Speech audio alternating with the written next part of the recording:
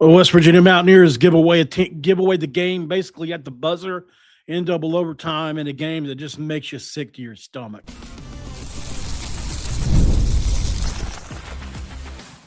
You are Locked On West Virginia, your daily podcast on the West Virginia Mountaineers, part of the Locked On Podcast Network, your team every day. What is up, guys? Welcome back in. My name is Mountaineer Paul. I am your host. Welcome back into Locked On West Virginia as we talk some Mountaineer hoops here to end the night. Fourth time going live today, so apologies. My voice is a little off. 89-88, West Virginia loses this game. Thanks for making us your first listen, by the way, guys. This one's going to be brought to you by FanDuel.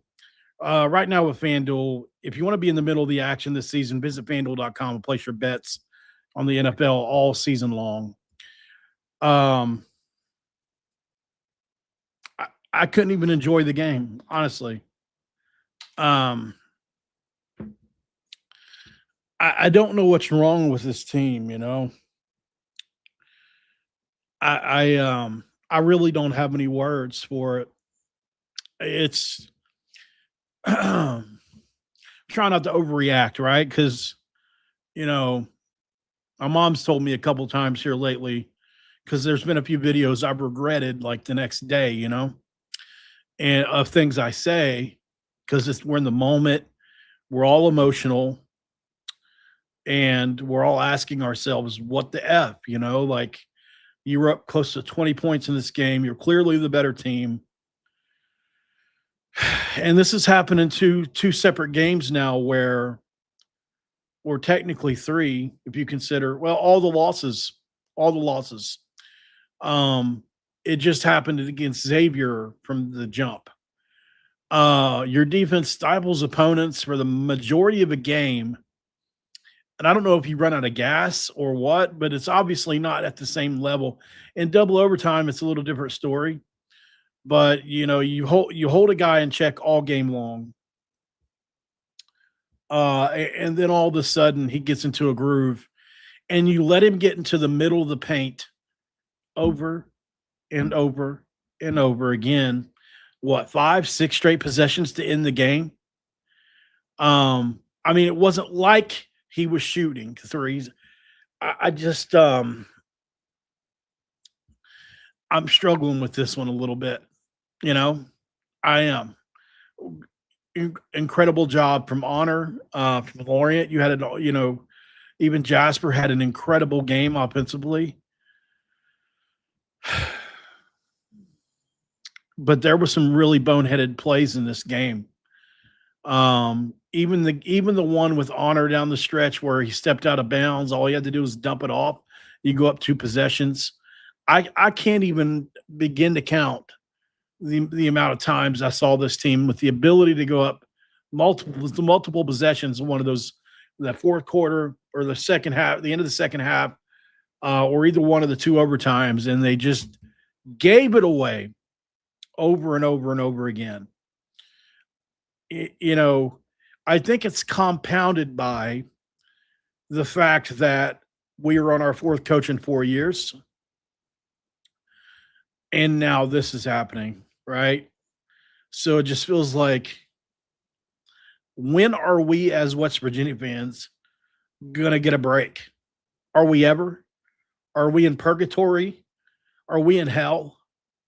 Like, I feel like the guy from the Divinity trailer from the Game Awards. I don't know if anybody saw that, but it's literally this guy on fire in a wicker basket, like, you know, like the Children of the Corn, like, but he can't die. He just keeps burning. Like, that's how I feel as a West Virginia fan.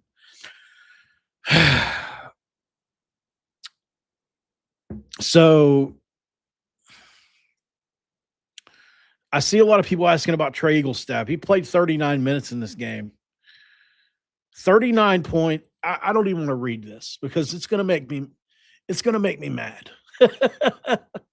I feel like I've been really hard on Trey Staff, but 39 minutes, 1 for 9 from the floor, 1 for 5 from 3.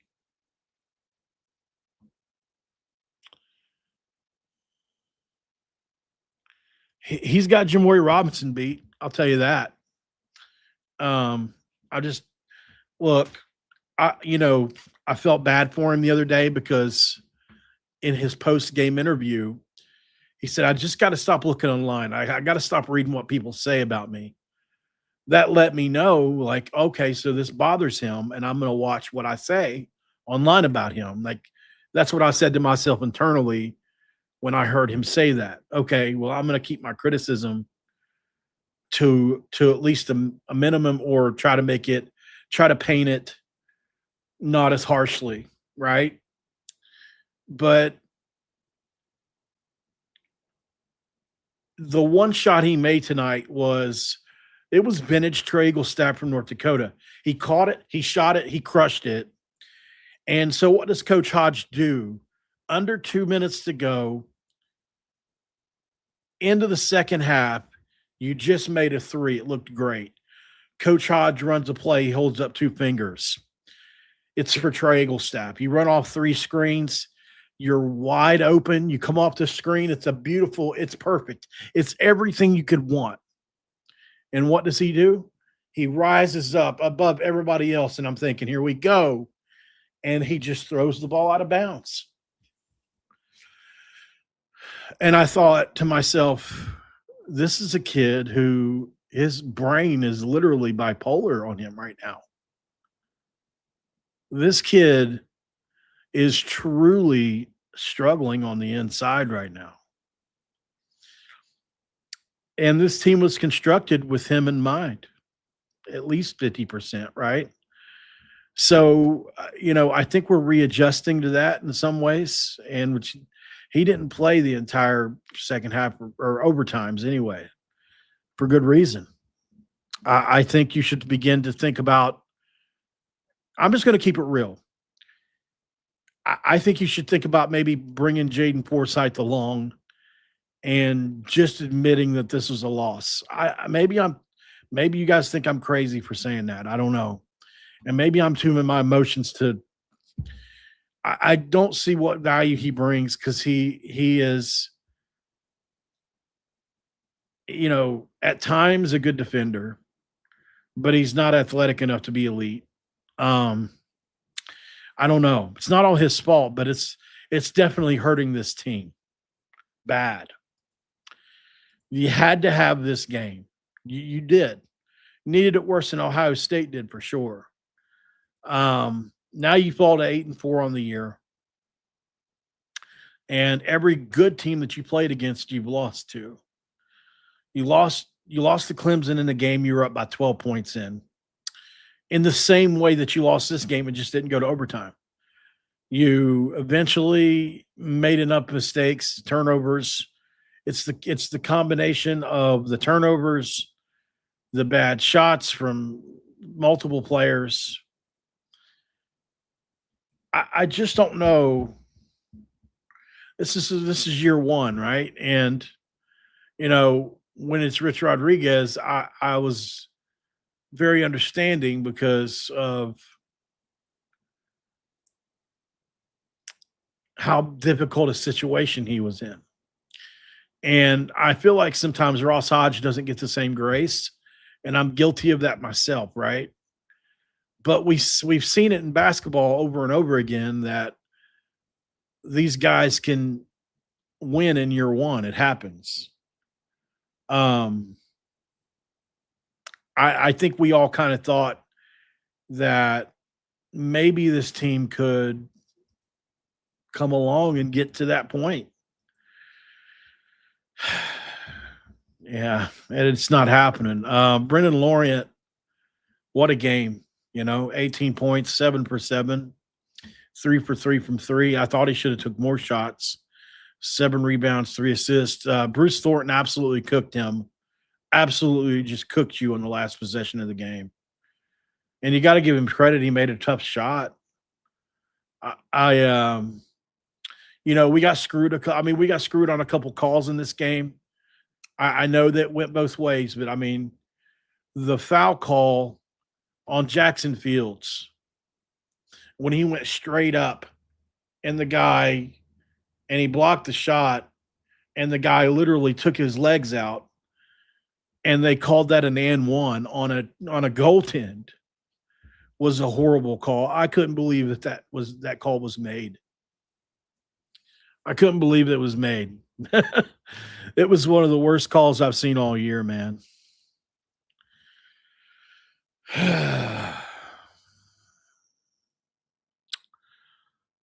Honor Huff was amazing. I mean, he made shot after shot. I disagreed with so many calls in this game. I haven't disagreed with much Ross Hodges done this year. This game was bad, man. There was a couple plays like to end the game, to end the first overtime. Please, somebody explain this logic to me. I'm begging somebody to explain this logic to me. You call the play, you call an ISO for Honor Huff, who was 5'10", who had just made one of the most ridiculous step back threes we've seen him make. And so you put him in an ISO situation. He goes to the rim, shies away from the contact, and does that underhanded layup that he misses all the time. When Chance Moore is on the floor.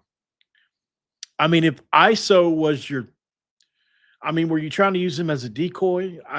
I guess. There was a few calls in this game from him that I really have to question. Coaches are going to make mistakes, but, it's been rough, man, here recently. We really needed this game, obviously, and I hate Ohio. Part of this, too, is I literally hate Ohio State so much. And to be able to rag on them was going to be so fun. I had such a great thumbnail made, too. I really did. Because I make one for if we win or if we lose. That way I don't have to take forever. Can I show you the thumbnail that I had made? It'll make me kind of happy just to be able to show it off a little bit. Because it was a good one. It really was. At least I think it was. Let's see. Where is it? Yeah, but this, there were some good performances in this game, absolutely. But they're all almost, do you guys think they're nullified? I don't know. I really wonder, do they even matter? I mean, are we going to play better on offense now? This was the thumbnail. Suck eyes go down. So perfect with Brendan Laurent dunking the Ohio State logo through the hoop. I mean, does it get any better with Ross Hodge being like, oh, I mean, come on, man. It was the perfect thumbnail. There went 1 million views. It would have done 1 million views, at least 1 million. In all seriousness, though, things are about to get harder. It doesn't get easier for West Virginia. We'll look at the schedule ahead and decide what's next right after the break. This episode of Locked On West Virginia going to be brought to you by our friends at Rugiette. And look, let's talk about something most men don't bring up, but absolutely should.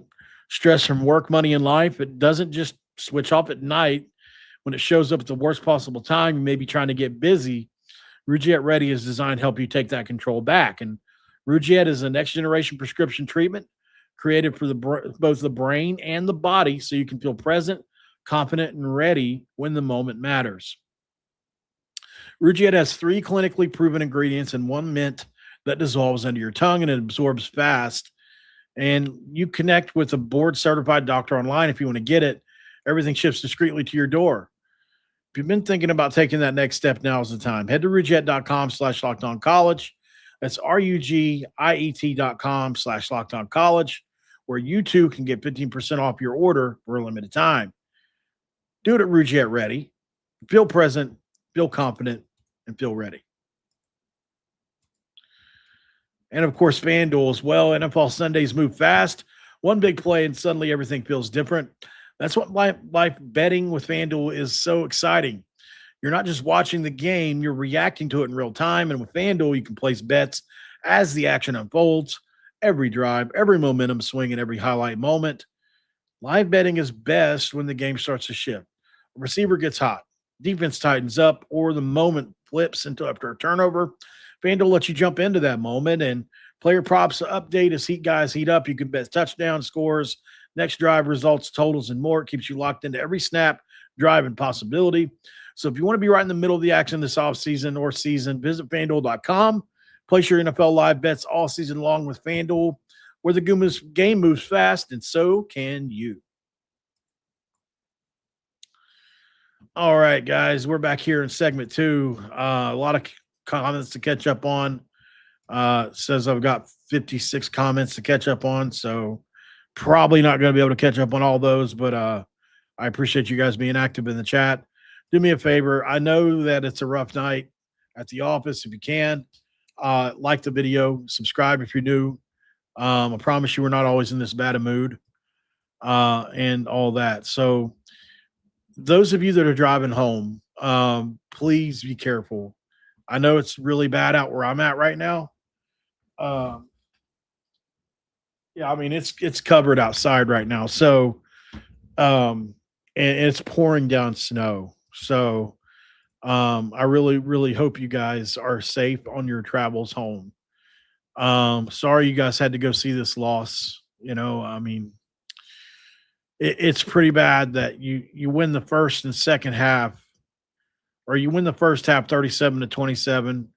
You lose the second half.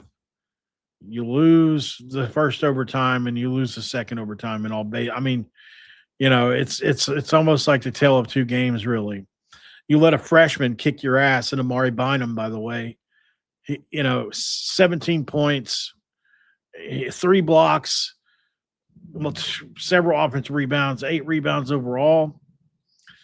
Devin Royal was the other guy that kicked your ass in this game, 10 rebounds. Obviously Thornton, but I mean,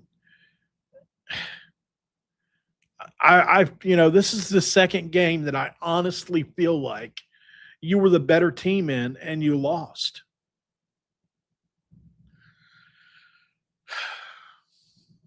I don't know, man. Maybe this team will pull their heads out of their ass. I mean, anything's possible. You're going to have to win.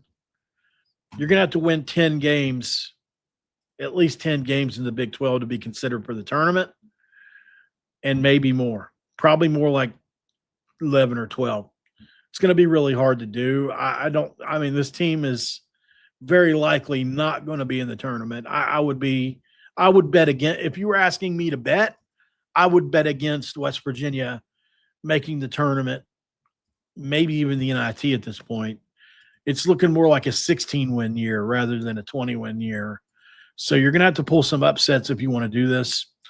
You're going to win one more game this year against Mississippi Valley State, I think. They just lost to Kansas State by 50, so you should be good. They're 1-9. Yeah, that's a win. So you'll at least win that game. Beyond that, you're going to lose to Iowa State on the road. Then you've got Cincinnati at home. You got Kansas at home. Then you go on the road to Houston. You've got a really good Colorado team coming in. I think, what have they got, 1 loss on the year? Maybe 2. They're 8-1. But yeah, anyways, the next few games are going to be really tough. But I mean, you've got a chance to really stack your resume up over the next couple of weeks. The good thing about it is you play in the best conference in America, or one of the two. So you can still, I mean, especially if you're in that locker room, you can still look at the schedule ahead and realize that, you've got some things ahead of you. I really wonder about Forsyth and guys like that. Like, we need another shooter so bad, somebody consistent, like we thought Trey Wilson was going to be. I don't know who it can be at this point, but we're living and dying by honor too much, obviously.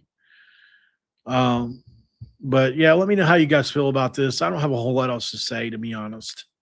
I'm really frustrated. I have a lot of problems with some of the way the game is called by the refs. I thought we got some rough calls in there.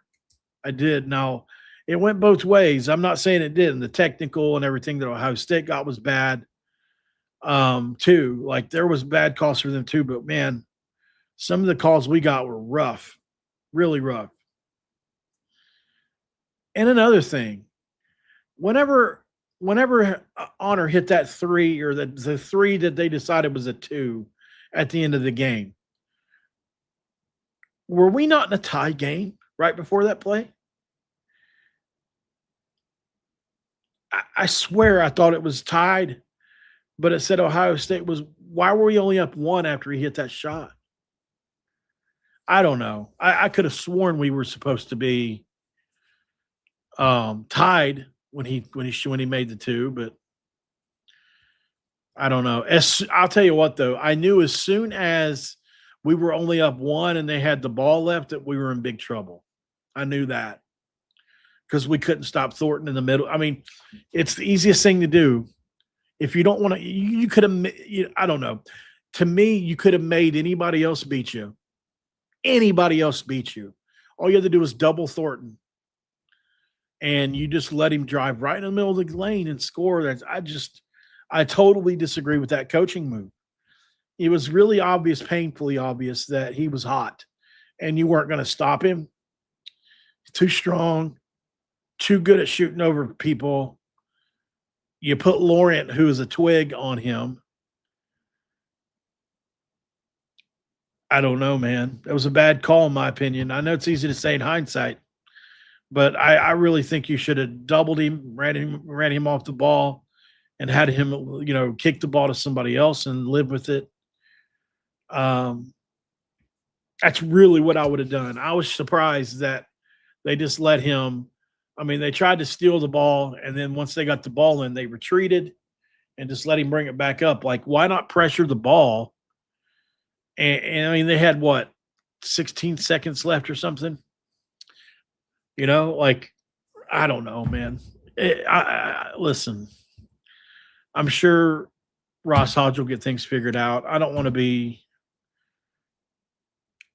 I personally, I've got to be more patient, but it's really hard because when you're in a game like that with a team that you should beat, it's rough. It's rough to deal with, man. So, looking at some of the stats, make sure I didn't miss anything. Chance Moore had 14 points. He was 2 for 10 on field goals. Just really, that was bad. But he made 10 free throws and got to the line a lot. If he makes his and ones, you win this game by 20 points.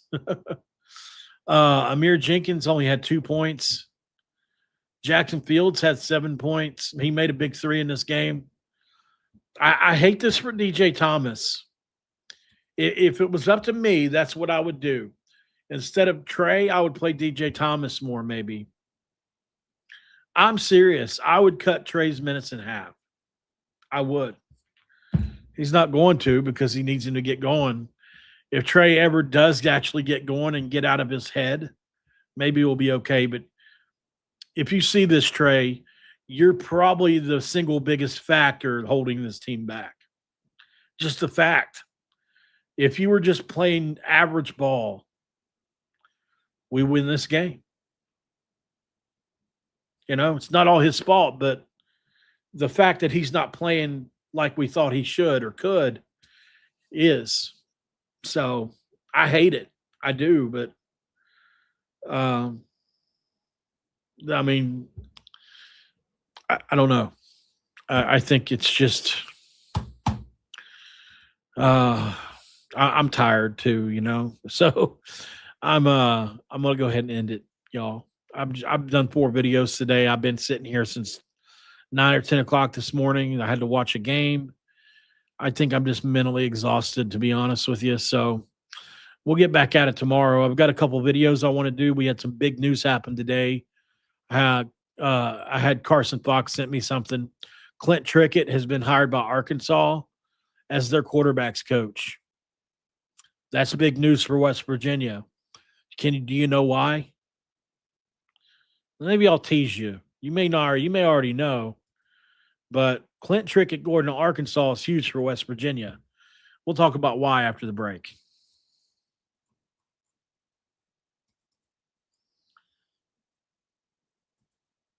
This episode of Locked On West Virginia going to be brought to you by our good friends at Aura Frames. And with Aura Frames, guys, did you know this? Aura Frames is like the best time of the year, especially when it comes to gift giving, right? Well, check this out. Right now, Aura Frames has got a deal going on because gift season is on, gift hunting season is on. And if you want something meaningful, personal, and guaranteed to get a reaction, Aura Frames is the gift that delivers every time. It's not just something you wrap. It actually it's a way to share memories and stuff, right? Aura isn't your average picture frame. You can preload the frame with photos before gifting it.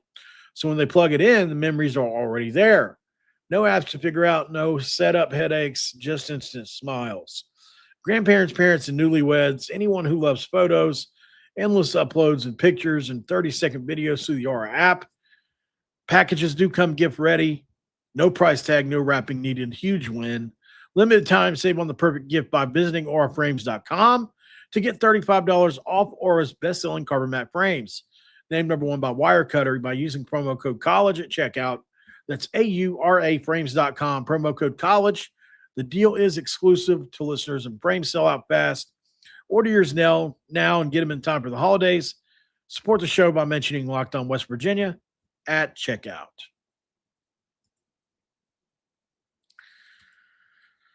All right. Let's see if anybody says anything about it. All right.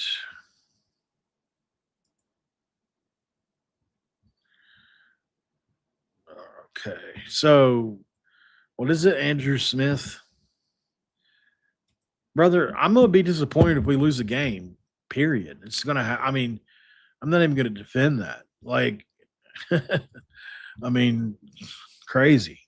What am I supposed to be rooting for here exactly? Like, if I root for them all game, we lost. Trying to explain why we lost. So, obviously, Clint Trickett's taken another job, right? And I think a lot of us have been wondering and speculating about our offensive line room. And we know from the offseason that Rick Trickett, legendary offensive line coach for Rich Rodriguez, Florida State, now Jacksonville State, was at Jacksonville State specifically because of his kid, right? His wanted to stay at Jack State with Clint, coach with him, etc. So now Clint's moved on. What is keeping Rick Trickett in Jacksonville State now?